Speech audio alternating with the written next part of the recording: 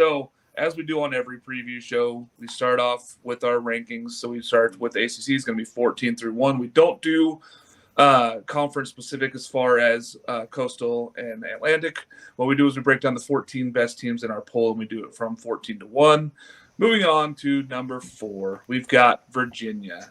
No, I'm going to let you start with this Virginia team. There's a lot to like about this team. They could be making a return trip to Omaha again. What do you like about this Virginia team? The offense. It's Griff O'Farrell, Ethan Anderson, Jack O'Connor, among others. I'll let Monty go even deeper, as I'm sure he will. But the pitching is a question mark for me because we saw it last year in that regional and super regional is, okay, they can score runs in a hurry. It's going to be great, really fun to watch them until they go play defense. And, all of a sudden the game's tied again. So that's going to be a little bit of a question mark for me. But as we all know, Brian O'Connor is a fantastic head coach, and he hasn't been to Omaha in a couple years now. It wouldn't shock me at all if Virginia was back in Omaha. Monty, have you bought your tickets? Number 4, Virginia. What are we thinking, Monty?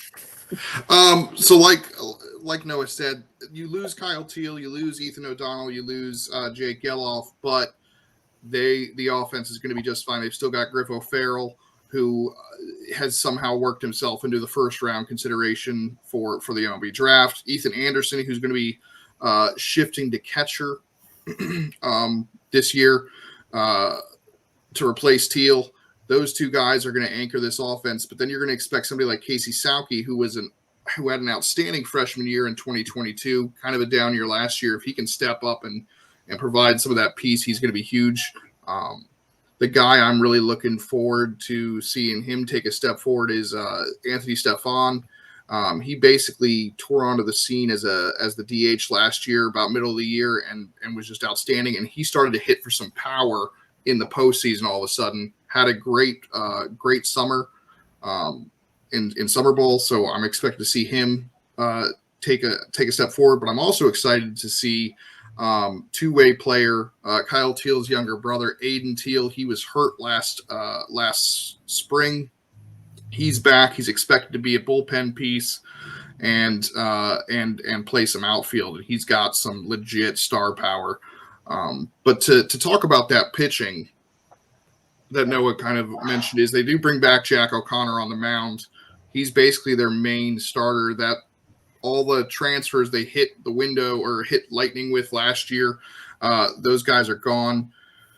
So now he's going to be depending on a lot of those freshman arms from last year who didn't get as much experience starting outside of Jack O'Connor, but we're talking Bradley Hodges, Cullen McKay, Kevin Jackson, Evan Blanco. Those guys are really going to take the reins. And then the other big thing is Jay Wolfuk, who could have been in the conversation to be UVA's starting quarterback this past fall, opted not to continue playing football. So he might be moving into the rotation as well.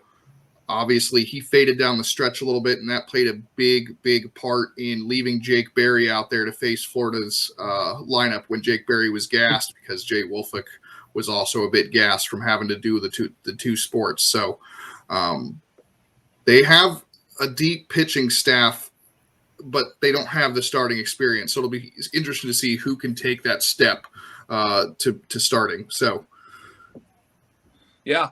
A lot of innings returning, right? So there's guys that got opportunities, but none of them were really in starts. I think you nailed it there with Jack O'Connor. I think he's the most experienced. I think he gets that opportunity. I have huge highlight on Cullen McKay. Big fastball, big opportunities. I think I'd move him for this ball club.